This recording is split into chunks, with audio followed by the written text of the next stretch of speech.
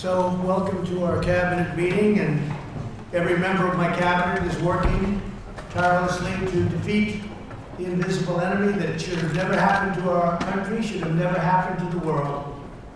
It's a disgrace. It would have been stopped at the source. They decided not to do that. But we're going to safely reopen our country and our economy, and it's happening very rapidly. And it's happening, interestingly, when numbers are actually going down. You look at Florida, the state of Florida, great job. You look at Georgia, you look at others, they're open, and some are doing extremely well, far beyond what people thought, and the numbers are going down. The numbers that we have been talking about for the last 2 months, they're actually going down, so it's really terrific. In our drive to crush the virus, the U.S. has completed nearly 12 million tests, and that number today is almost 14 million. And nobody's close. Germany would be second with approximately 10 million less than us, and we also have the best tests. South Korea is doing very well, but we're at 14 million, and there are numbers that are very small by comparison. What has been done with testing, what's been done with ventilators, what's been done with the distribution of product has been incredible. We've made a lot of governors look very good. We've actually made all of the governors look very good. Some have done a good job, but we've made them all look very good. We got them equipment, and then we got them their gowns and their ventilators and their tests like nobody would have thought possible. Vaccines are moving quickly into phase 1 and phase 2 trials, and trials of dozens of therapies and cures are underway. And we're making tremendous strides with therapies, cures, and vaccines. I think we're way ahead of schedule. And you probably heard logistically, we have our military engaged. And as soon as we have whatever it is that we're going to have, whether it's therapeutic or vaccine, it will be distributed very rapidly. Our military is ready to go. They can deploy hundreds of thousands of men and women a day. And now what they're going to be doing is they're going to be doing the vaccine, which we are geared up for even before we have it. But the chances of us having it are extraordinary. Secretary Azar will update us on all that we're doing to safeguard Americans. We're talking in a second. To protect our people and defeat the virus, we must also defend the health of our nation's economy. Secretary Mnuchin will report on the economic recovery efforts and the good numbers that are being produced ahead of schedule. Secretary Carson will update us on the White House Opportunity and Revitalization Council. And Ben, you've done a fantastic job. I appreciate it. He's looking at HUD much differently than people that would have been in the pure real estate business, and he has a way of seeing things that's different and really good for our country. And Ben's working on very hard different plans to restore health and prosperity to disadvantaged and minority communities, and that's really working out well. One of the things we're very proud of is opportunity zones. Tim Scott of South Carolina came to me with a proposal, and few people understand how successful the opportunity zones have been. It's a great tribute to Tim and to others in the Senate that helped us with that. The pandemic has shown once again the vital importance of economic independence and bringing supply chains back from China and other countries. I probably got elected. One of the primary reasons was that. Make America great again, America first, call it whatever you want.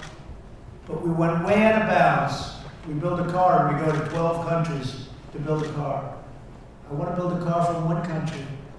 We make the parts. To achieve this goal, we've slashed red tape and bureaucracy and unleashed the largest industrial mobilization since World War II, especially when it comes to big things like a ventilator. It's a very big, clumsy, highly sophisticated product.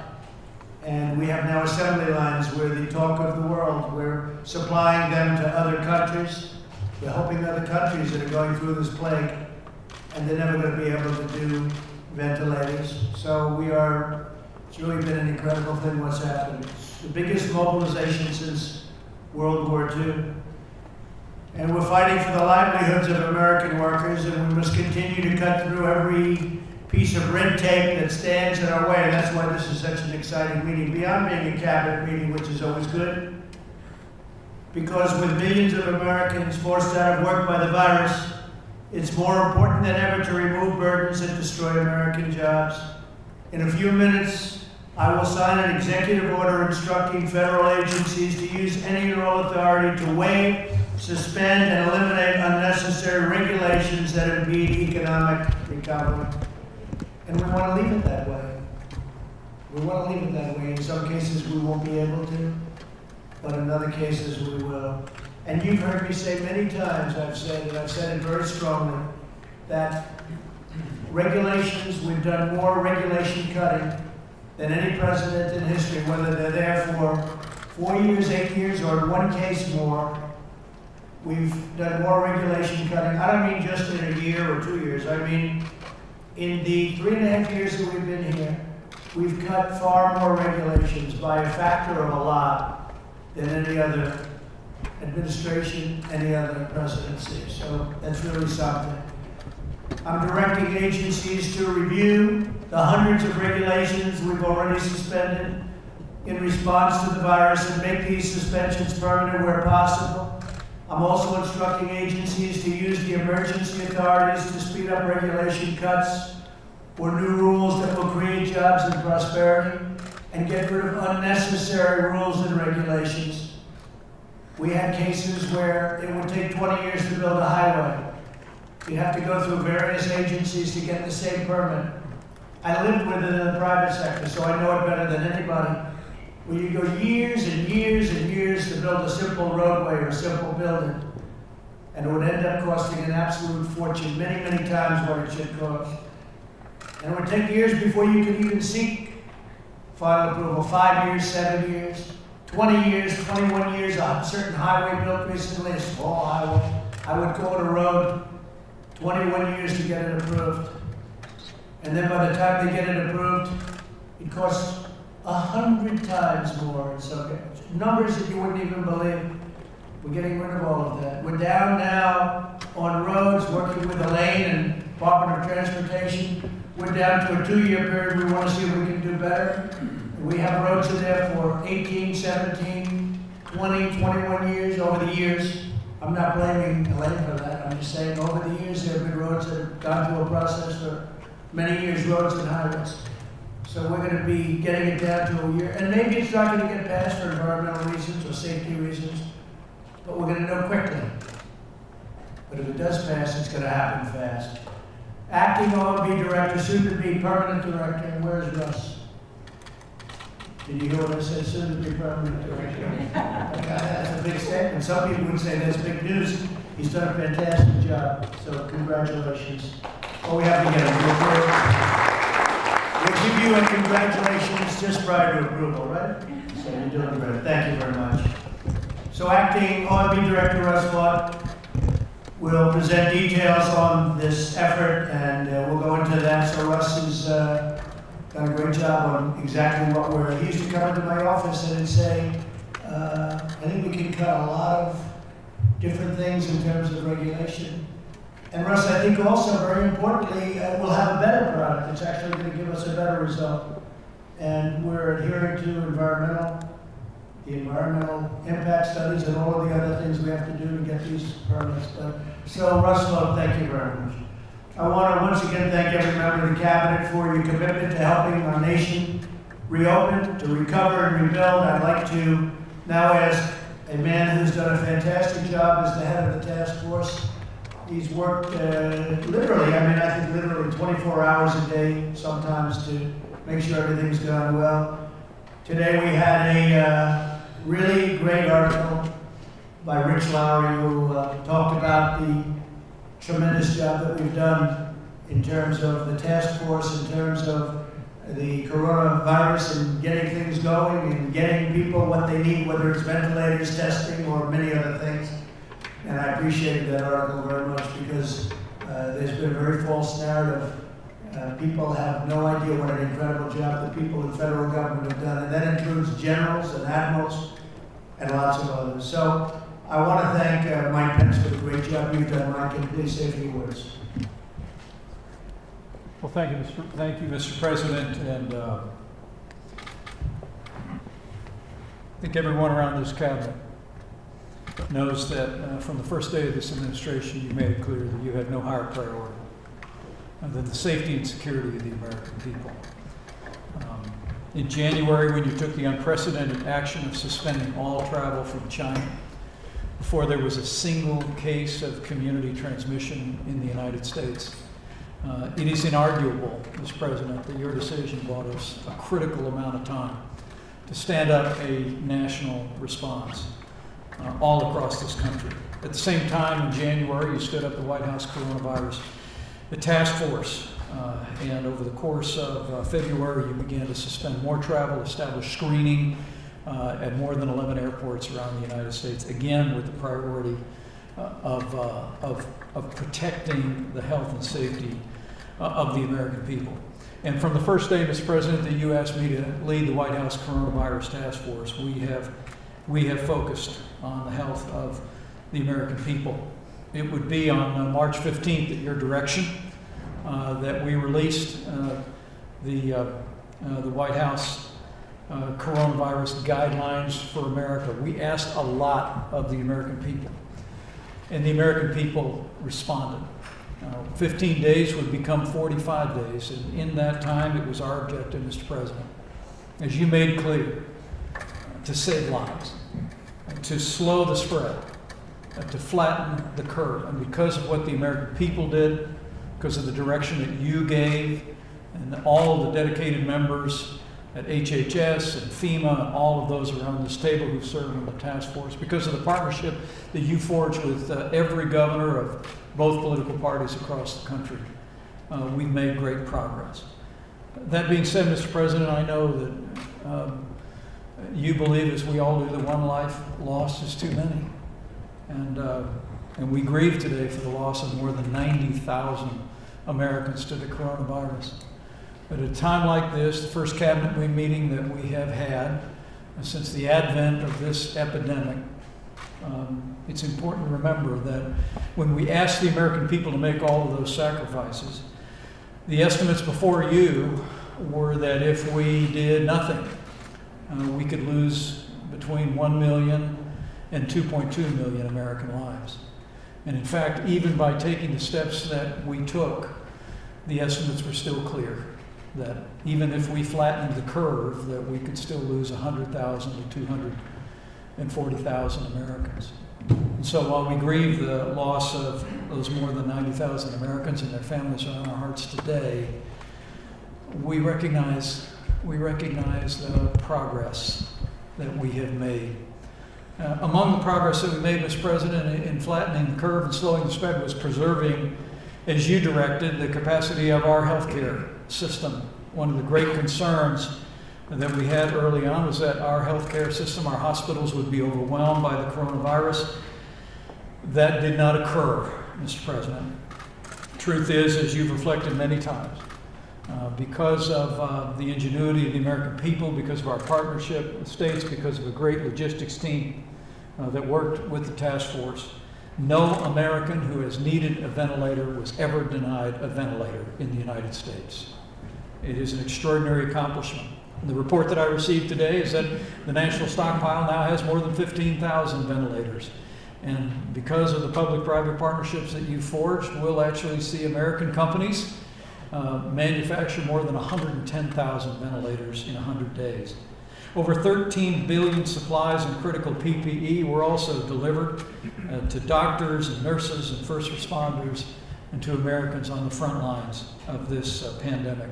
And on the subject of testing, Mr. President, when you tapped me to lead this task force, we had fully done, under the old system of public labs, we had fully done only 8,400 coronavirus tests at the end of February.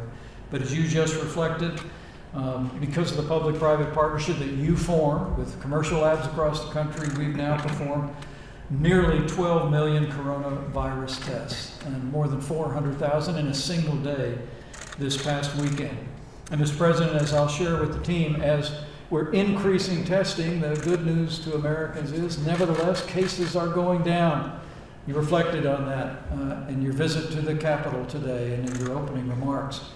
And in that, I hope, despite the heartbreak and the hardship that we've all endured, I hope the American people can sense that they've made progress.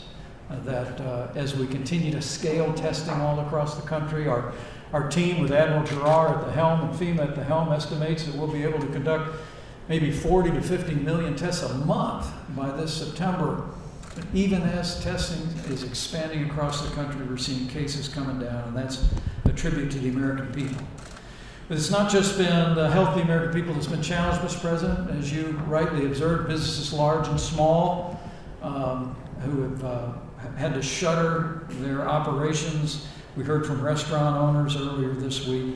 And with the great work of our Secretary of the Treasury and your leadership, Mr. President, $188 billion in loans have been approved to small businesses. Nearly $583 million have been awarded through community health centers, all 50 states. We have been there at the point of the need for businesses large and small. We have been there for vulnerable populations. And at your direction, Mr. President, we'll continue to lean forward in that fight. The action that you're taking today with signing the executive order is going to make it even more possible for us to build this economy back again for the American people. And it was in that spirit that 1 month ago, Mr. President, as I close, you directed the White House Coronavirus Task Force to release guidelines to open up America again. And I'm proud to report to the Cabinet today that our best information is that all 50 states, as of today, are partially reopening their economies. And the American people are responding and breathing that free air again. They're doing it responsibly. They're enjoying the opportunity to be out. In many states, to enjoy restaurants, businesses opening back. The big three automakers went back to work this last Monday in Ben Carson's hometown of Detroit. And America is on its way back through a great, great season of hardship. It's a testament to the resilience of the American people. So, Mr. President, you charged the White House Coronavirus Task Force to have one mission, and that was save lives. To have one team, and that was to forge relationships all across the country.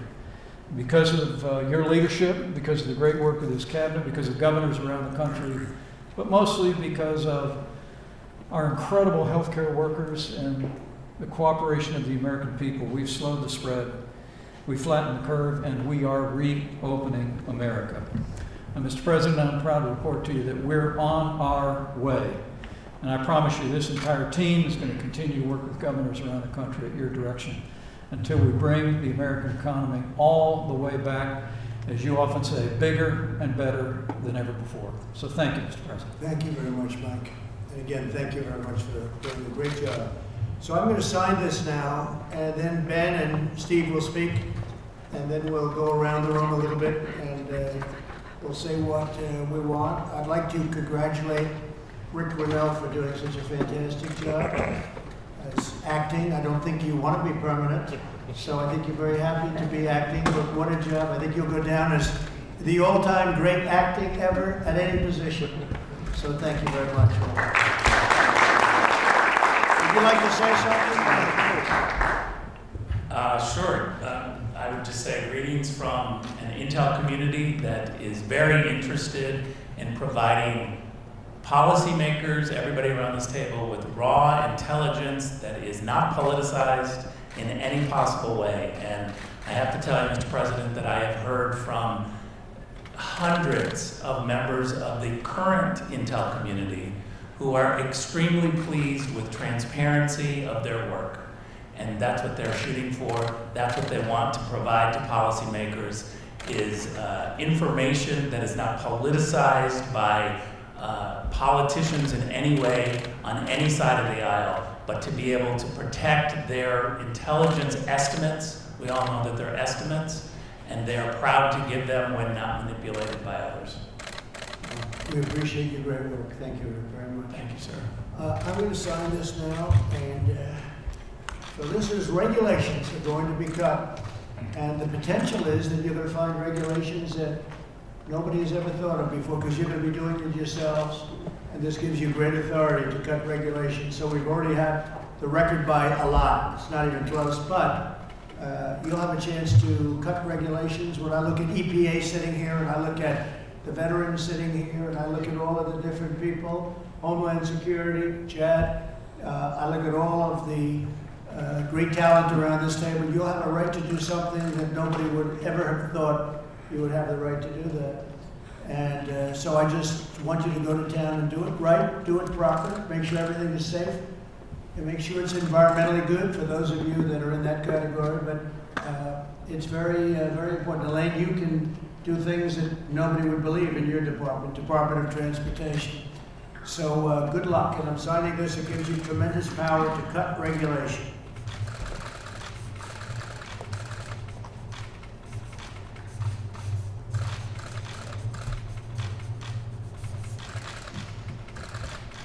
Here you go, Ben.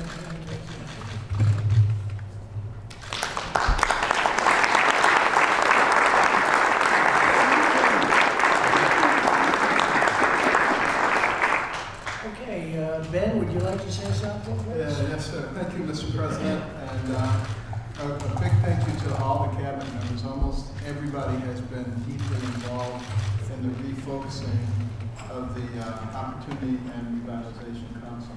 And Jared and Christian and Brooke also big help. Just as was done during the greatest generation, many sectors of our society are being reconfigured to meet the singular goal of winning our war against this invisible enemy.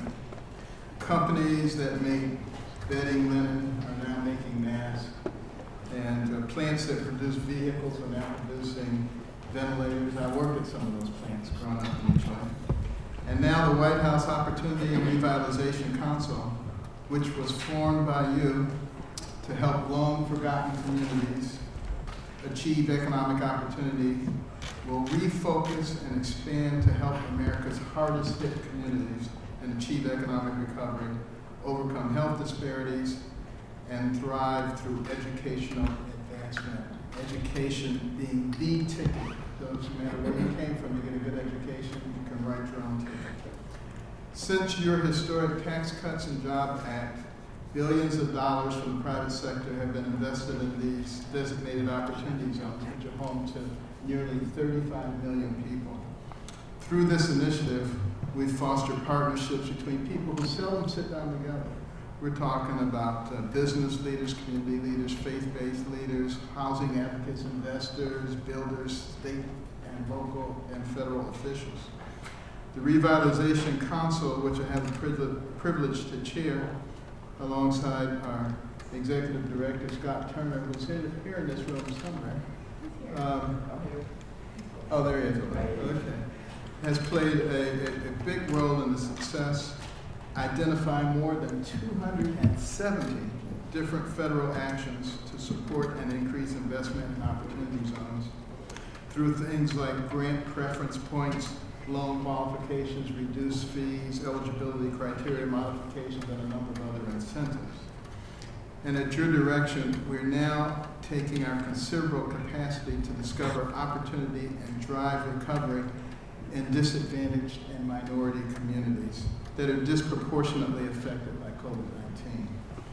Based on our work and analysis, the Revitalization Council is identifying diverse policy approaches in areas including housing, education, technology, broadband, workforce, entrepreneurship, health, and long-term community development.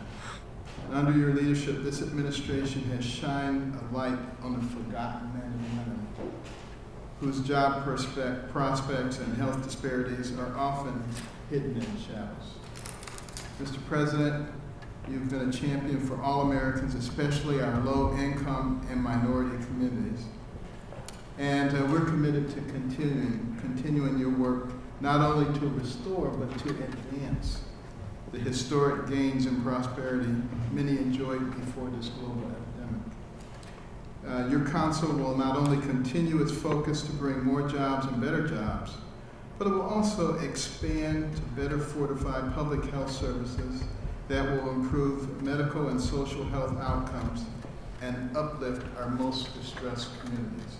The American people will come out the other side of this crisis stronger and more determined than ever.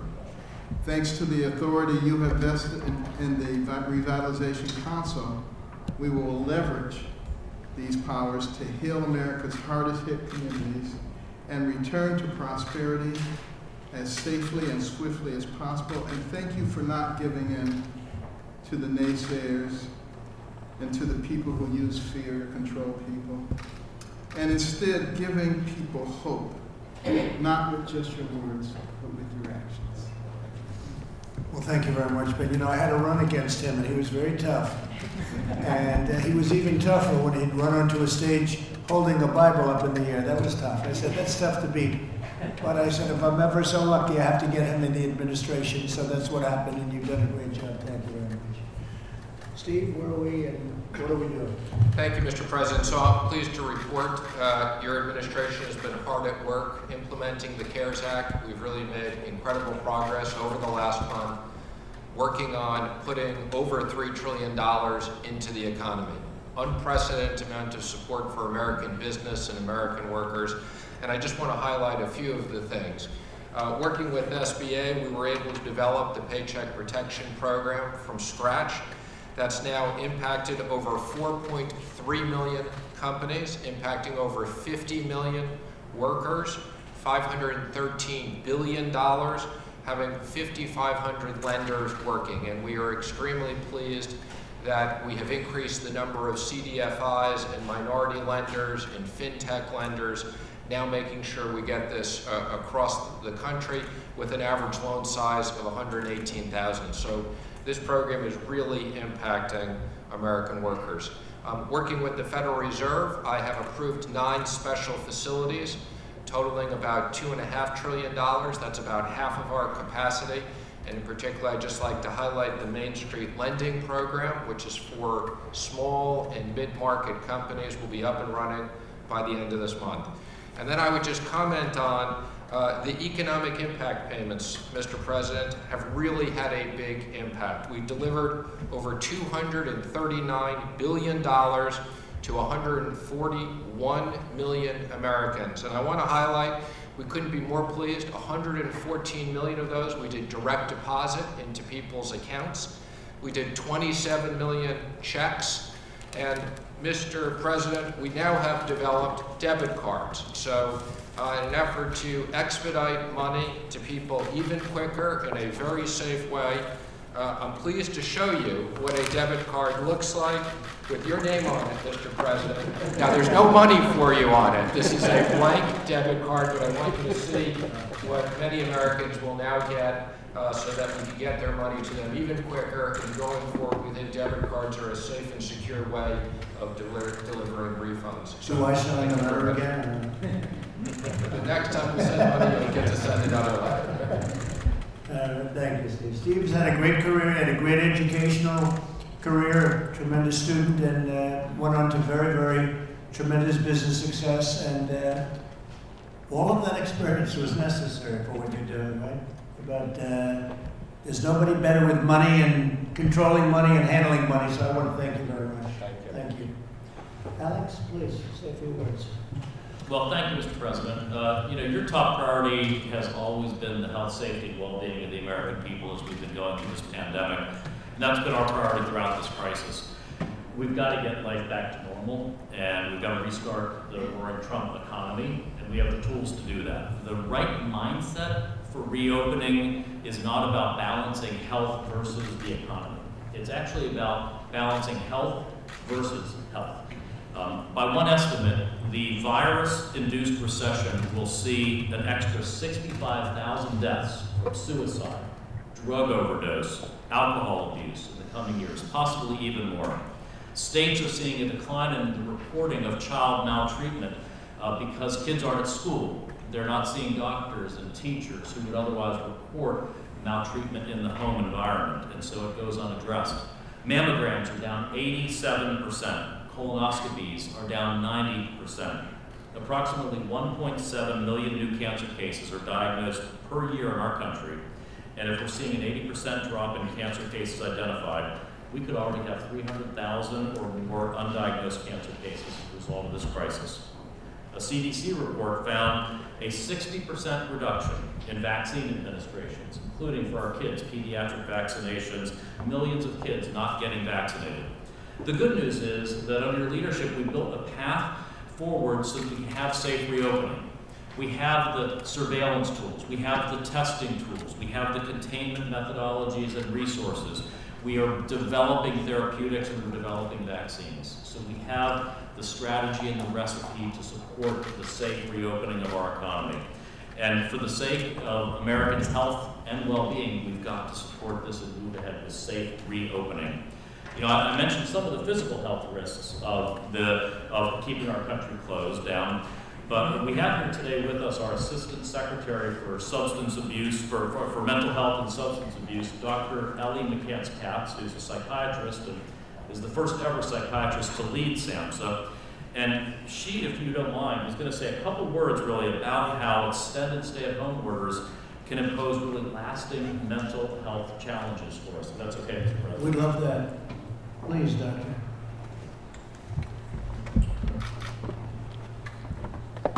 Mr. President, Vice President Pence, members of the Cabinet and colleagues.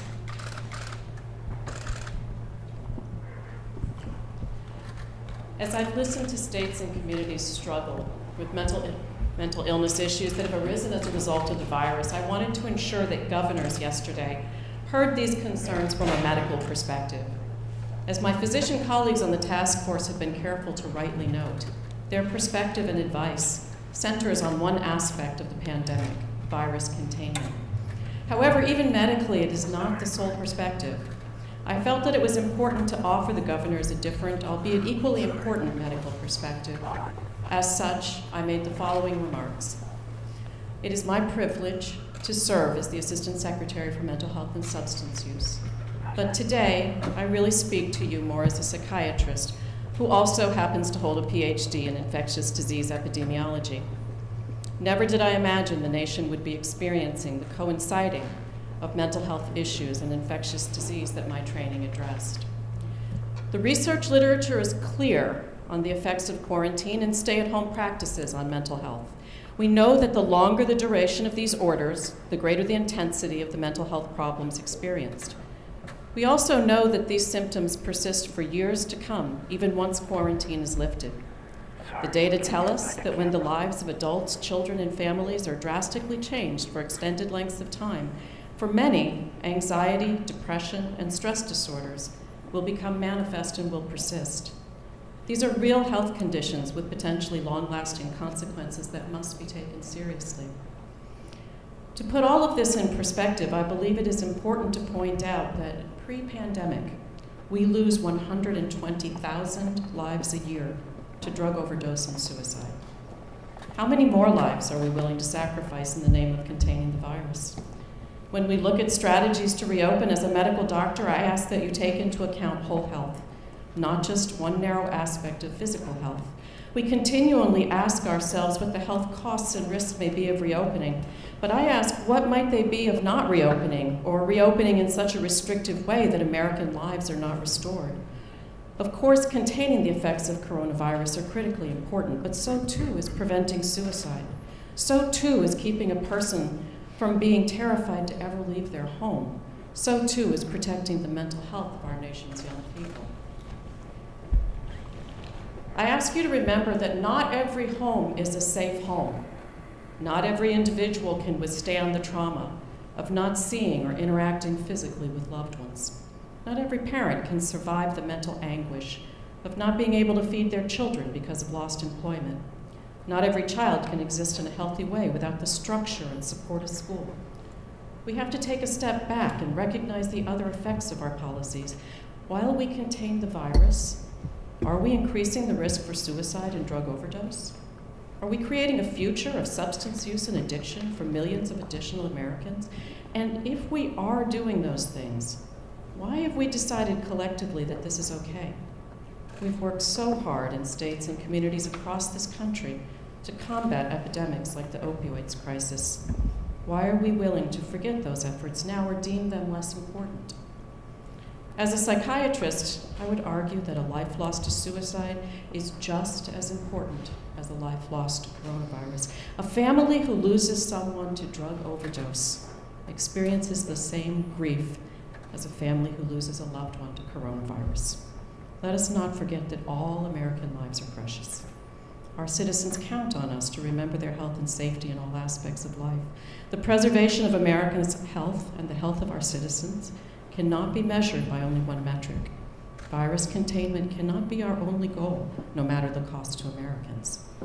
If we ignore the reality of the enormous mental health strain we've put on our citizens, on the backdrop of an already overburdened mental health care system, I'm saddened but certain that the next major public health crisis of our time will be that of mental and substance use disorders, and it is not far behind.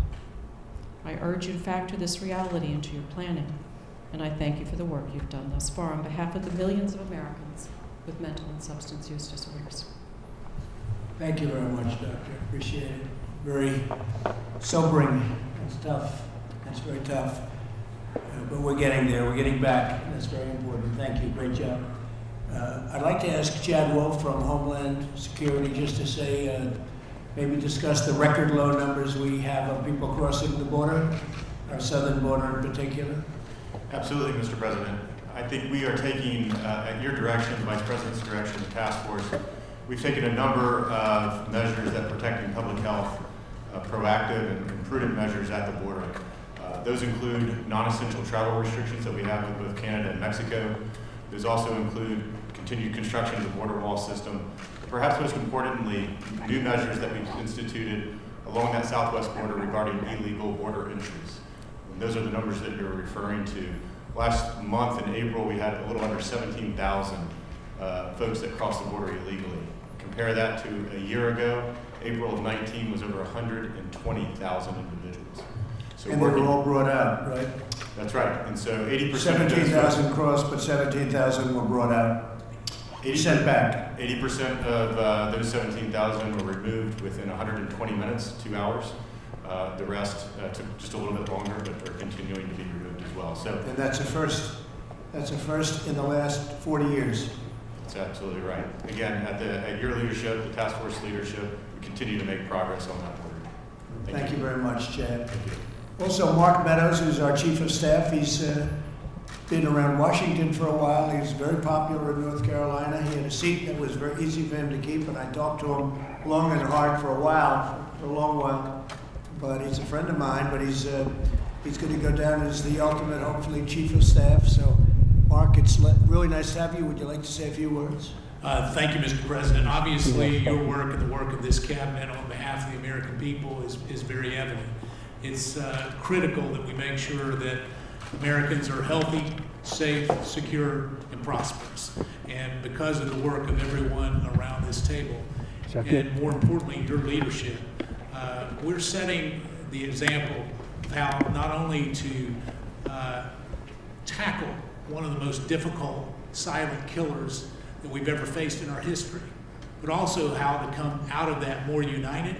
And because of your executive order today, we are not only ready to reopen our country, but we're open for business once again. So I thank you for your leadership, and it's an honor to serve you and the people of this great country. Thank you very much, Mark. You're doing really well. Appreciate it. And Bob Lighthizer is working on the trade deal with UK, United Kingdom, and I hear they want to very much do it, and we'd like to do it. How are you doing? Thank you, Mr. President. We're doing well. I'm never in a hurry to do a deal, as you know. So, yeah, we'll see how that works out. I would like to report, though, that on July 1st, we'll have USMCA fully in effect, which is just in time for the reopening. We'll have the new rules that'll help American workers, farmers, ranchers.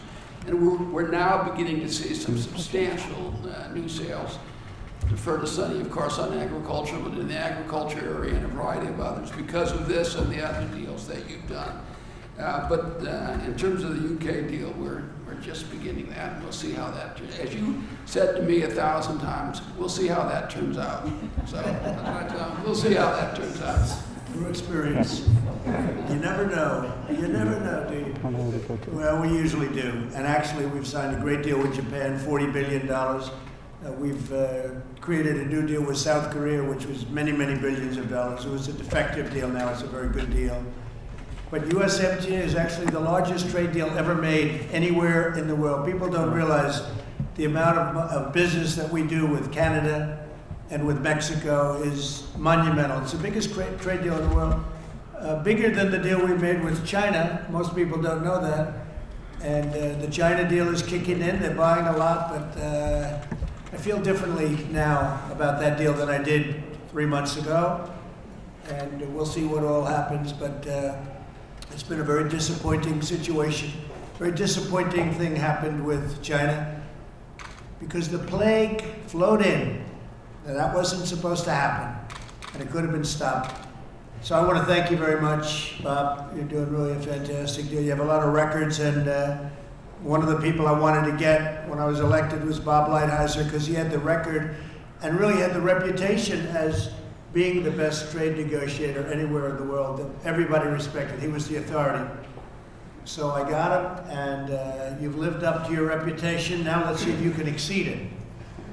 So you have plenty of work to do. How is it going with you? It's going to take 4 years, 4 more years to do it. I know.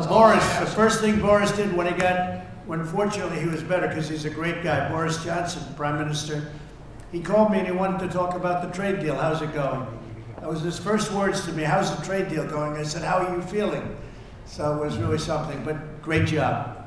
And Mike Pompeo has done a fantastic job at State, and he's been doing a lot of traveling, working hard. Anything to say, Mike?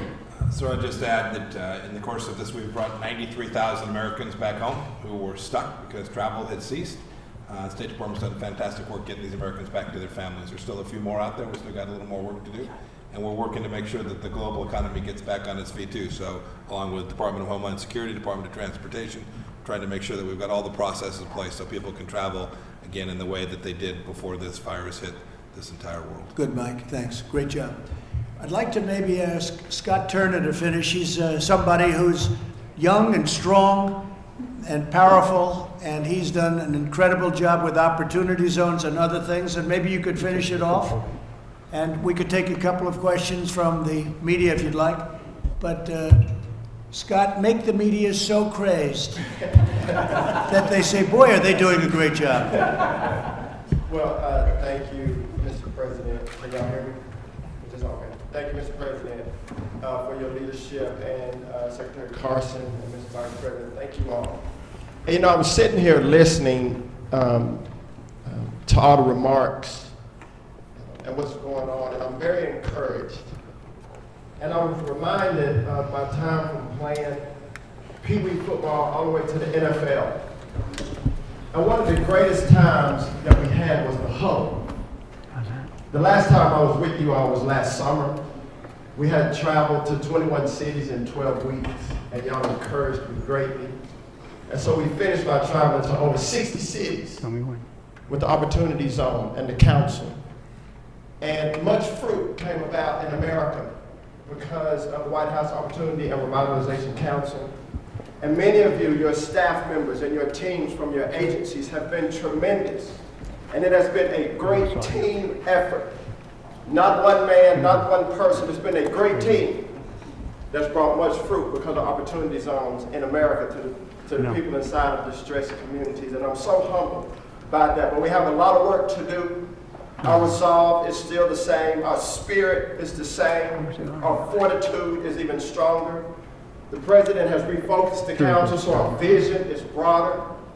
And because of that, we will not quit. And I want to thank all of you for your leadership. Thank you for your vision. Thank you for your encouragement. But back to the huddle. In the huddle, it was a time to refocus. It was a time to reset and to encourage one another. I know you got beat on that play, but you won't get beat on the next one. And we have your back. We were a team. The enemy was on the other side of the ball. In America, we are a team. The enemy is COVID. And I want to remind everybody in the room and everybody listening in America, we're all one team. This is the huddle today. We're encouraging each other. We have each other's back. We know to anticipate what's happening on the next play. We have a great game plan. We got great leadership all around the room. It's a tremendous team. And it's called the United States of America.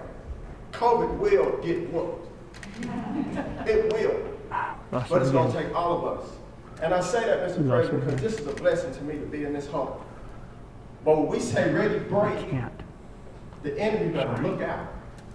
Because we're going to be victorious against the enemy and have long-term sustainability and a generational vision for America. So long after we're gone, the people that come behind us will be blessed. So I want y'all to be encouraged and thank you, Mr. President. Thank you, Dr. Carson and Mr. Vice President, and all of you for your leadership. And I'm encouraged to be here, so thank you.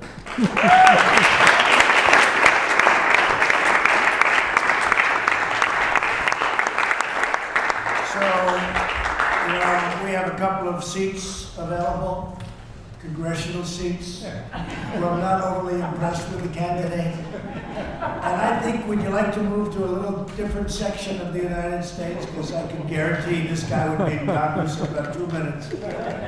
And I know somebody that knew Scott from the NFL. I said, what kind of a player was he? He said he was fast, but more than anything else, he was tough. He was just mean and tough. And that's what we want. He's tough, but he's got a great heart. He's got a great heart. And I've known him now a long time, Scott. And we're lucky to have you. Thank you very much. Okay,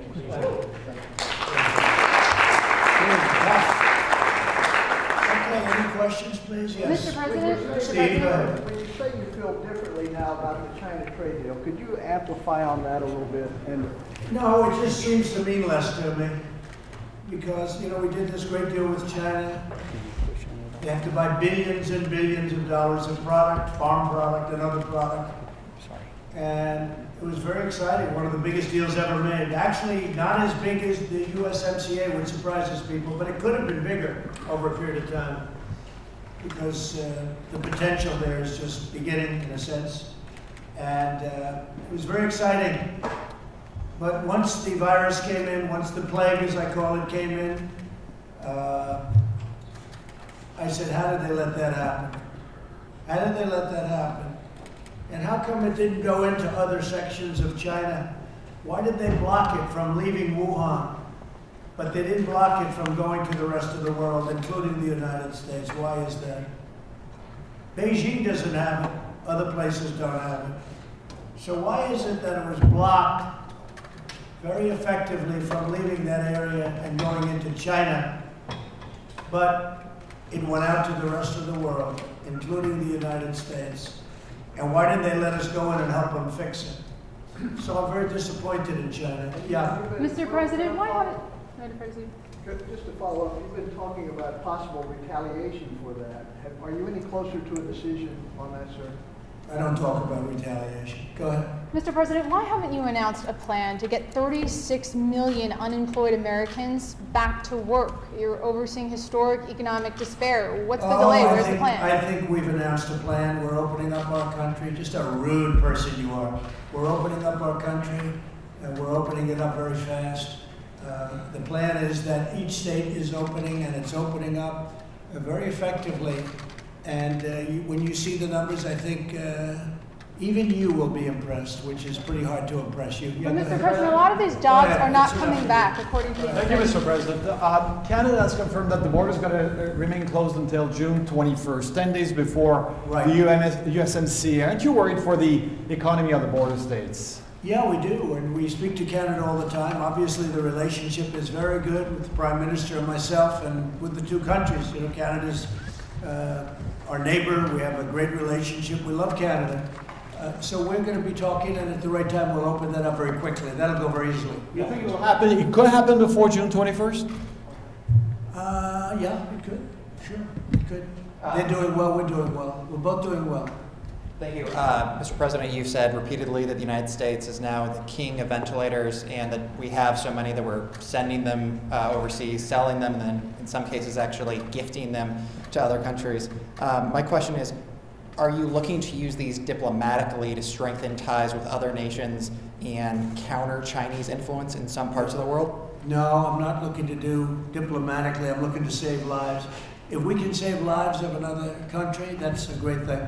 So I'm only looking to save lives. Probably that's good diplomatically, but I'm not looking at that. You have countries that have no chance. They have no ventilators. They don't have a capacity to build them. And we're sending hundreds and even thousands, and we have thousands now. And they're being produced at a very rapid pace. Jared and his whole team of geniuses from Silicon Valley and other places came in, and they've done an incredible job.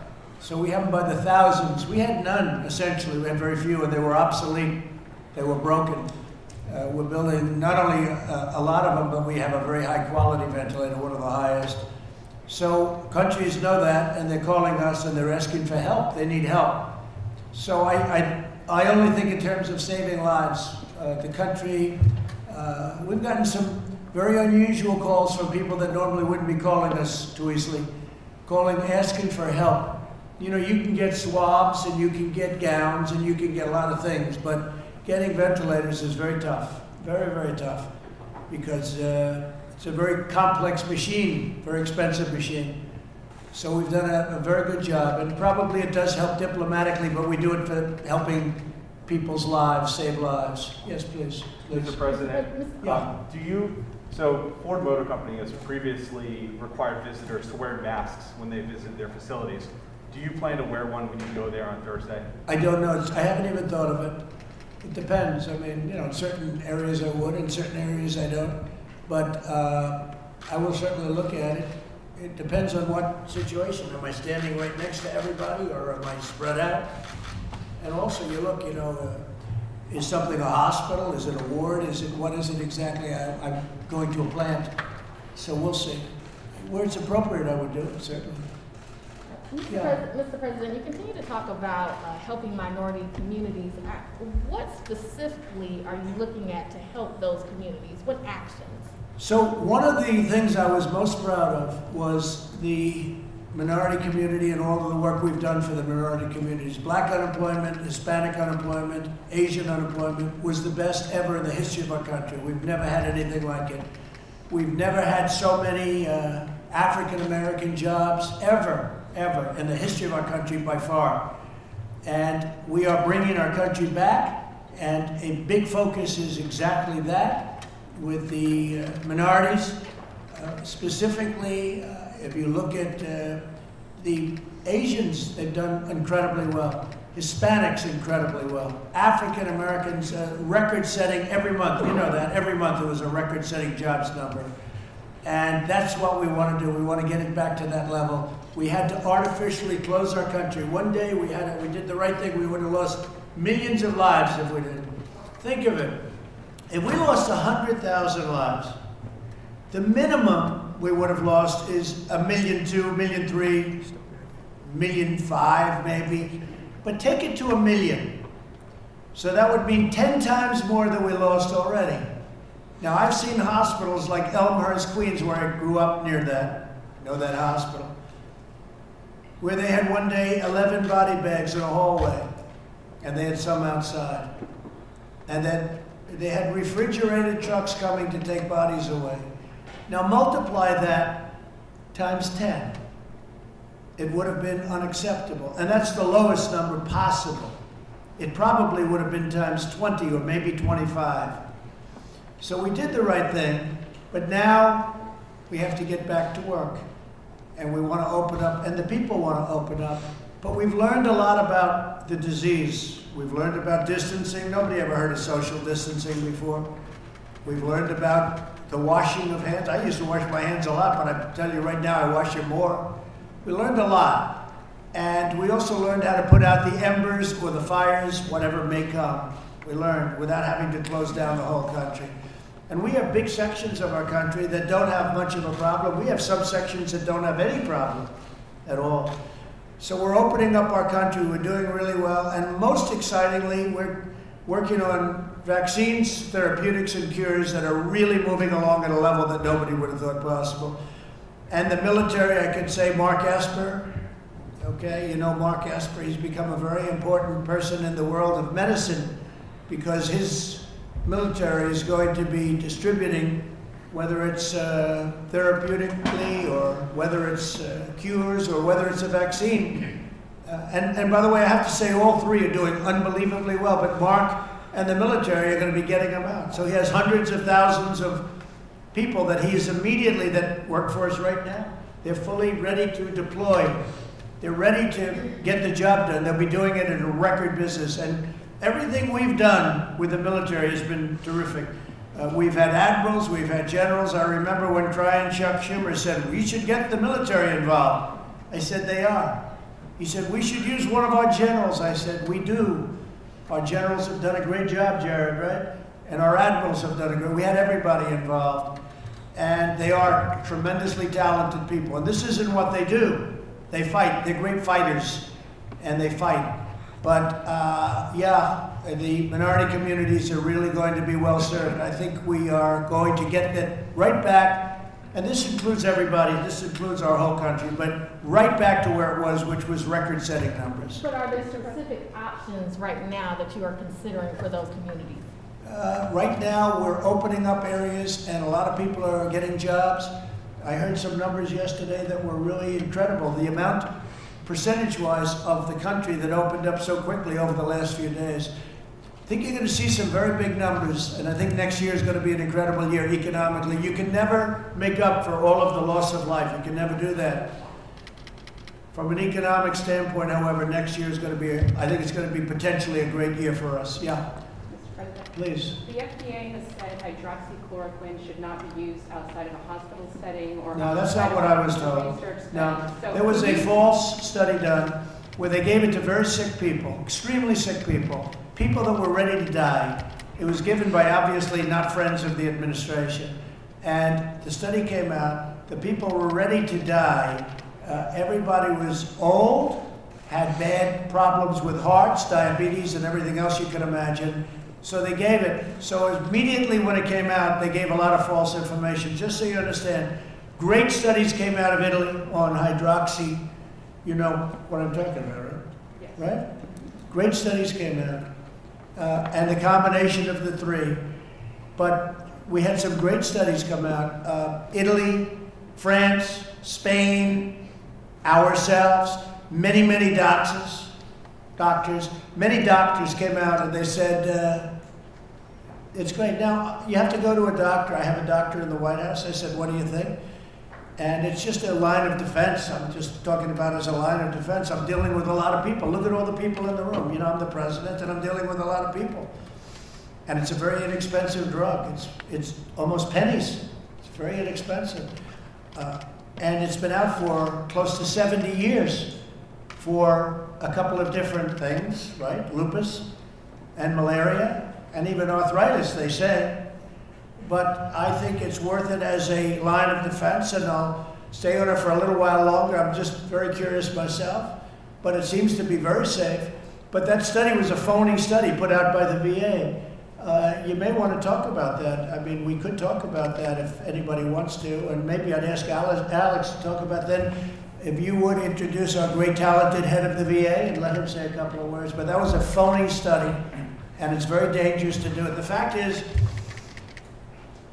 people should want to help people, not to make political points. It's really sad when they do that. Go ahead.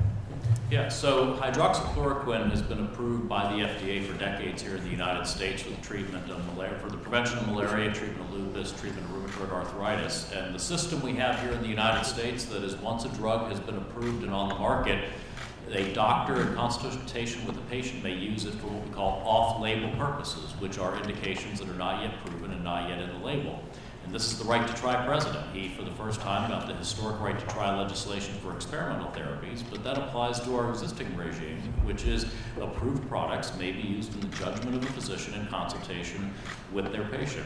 As the President said, and I'll ask Secretary Wilkie to talk a bit about the VA study, there's been some studies around the use of hydroxychloroquine later in disease progression, but we are still working on some controlled studies earlier in the disease progression to see if we can measure the effectiveness of it in preventing the replication of the virus and spread in mild to moderate cases rather than the more serious, and that data is still pending. And it's gotten very good reviews, very good from many, many doctors, many doctors.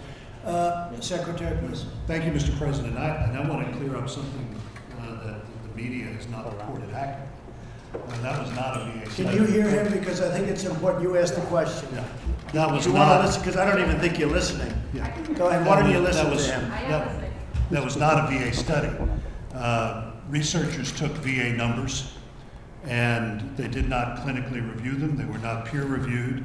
They did not even look at what the president just mentioned, the various comorbidities that the patients who were referenced in that study had. I also want to echo what the Secretary of HHS said. The instructions I received from the president were very clear, and that was to preserve and protect life. Those of us who've had a military life, some of us around this table, we've been taking this drug for years. As the president mentioned, the Department of Defense and VA have been using it for 65 years. On any given day, VA uses 42,000 doses of this drug. And what we did when this virus first hit us was to use every means necessary to help preserve life. We believe that the Congress was right, and the president signed legislation to protect life, the right to try. And we did this in consultation not only with the families of those veterans, but we did this in consultation with our doctors under Fda Guidelines. So I want to knock down the phony story that this is somehow the VA going back on what the president told us to do, which was to use every means possible to protect and preserve the lives of our veterans. And I think, as the president mentioned, we've seen in many cases across this country. In fact, I was on the news the day that the governor of New York was asking you for tens of thousands of doses. That's right. We are doing everything we can to protect the lives of our veterans. And this is one of the means that we use. Thank you. Hydroxychloroquine is used by thousands and thousands of frontline workers so that hopefully they don't catch this horrible disease or whatever you want to call it.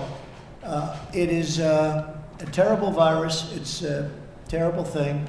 And a lot of people are taking it. A lot of doctors are taking it. A lot of people swear by it. It's gotten a bad reputation only because I'm promoting it. So I'm obviously a very bad promoter. If anybody else were promoting it, they'd say this is the greatest thing ever. But because of me. So a lot of doctors swear by it. I think we can say that, Mr. Secretary. A lot of doctors think it's great. But the one thing that is true, one way or the other, whether you like it or not, it's been around for 70 years. Unbelievably effective for malaria and for lupus, and probably effective for arthritis. And what has been determined is it doesn't harm you. It's a very powerful drug, I guess, but it doesn't harm you. And so I thought as a frontline defense, possibly it would be good. And I've had no impact from it. I feel the same. I haven't changed. I don't think too much. And at some point, I won't take it. Might be soon, might be a little bit. It doesn't seem to have any impact on me. But it seems to be a extra line of defense. And it's gotten tremendous reviews from some people, including many, many doctors all over the world. And you should look at some of the studies. They've been amazing, some of the studies. But that's up to people, and it's up, I think, strongly recommend to people with their doctor's advice and acknowledgement, okay? Is anyone else in the cabinet taking that regimen, Mr. President? Say it? Is anyone else in your cabinet taking I don't know. hydroxychloroquine? I don't know. That's a personal thing as to whether or not they want to answer that question. But I think many of them would take it if they felt it was necessary. I also had a case where we had somebody fairly close to me, very nice young gentleman. He tested positive. Your valet. And he tested positive. Plus, I deal with Mike a lot, and Mike had somebody very close to him who I also see who tested positive. So I thought, from my standpoint, not a bad time to take it, because we had the combination, those two people. It's two people in a very big building with a lot of people working. But, so I thought it would be appropriate, but it has had no impact in terms of me. Okay? Any other questions, please? Mr. President? Mr. President? Yes. Go ahead. Do you want to go? Go ahead. I just want to ask you a question on Brazil. Who's Brazil? Yes, in third place now, catching up to Russia in second place for a number of cases. Are you finally considering a travel ban from Brazil and Latin America? We are considering it. We hope that we're not going to have a problem. The governor of Florida is doing very, very well testing, in particular Florida, because a big majority come into Florida. Brazil has gone more or less herd. You know what that is, herd. and they're having problems. By the way, you know, when you say that we lead in cases, that's because we have more testing than anybody else. So we test much more than anybody else. Again, we're close to 14 million. It was said 12, 12 and a half. It's actually, I think, close to 14 million now. And so we have 14 million tests. In Germany, if they do 2 million, that's a lot. And others are doing 1 million. So if you're testing 14 million people, you're going to find many more cases. Many of these people aren't very sick, but they still go down as a case. So actually the number of cases, and we're also a much bigger country than most. So when we have a lot of cases, I don't look at that as a bad thing. I look at that as, in a certain respect, as being a good thing, because it means our testing is much better. So if we were testing 1 million people instead of 14 million people, we would have far fewer cases, right? So I view it as a badge of honor. Really, it's a badge of honor. It's a great tribute to the testing and all of the work that a lot of professionals have done. Okay? Aren't you worried that they're going to bring their Oh cases yeah, no, in? I see. I mean, as to the first part of your question, yeah, sure. I worry about everything. I don't want people coming in here and infecting our people. I don't want people over there sick either. We're helping Brazil with ventilators. We're sending them ventilators, okay? They need ventilators. I'm sending them ventilators. We have so many thousands of them. We're sending them. We're sending a lot of people. No, Brazil is having some trouble. No question about it. Sweden, by the way, you know, I've heard a lot about Sweden and the way they do it. Well, you have Norway, Denmark, Finland, Sweden, that little group of beautiful countries.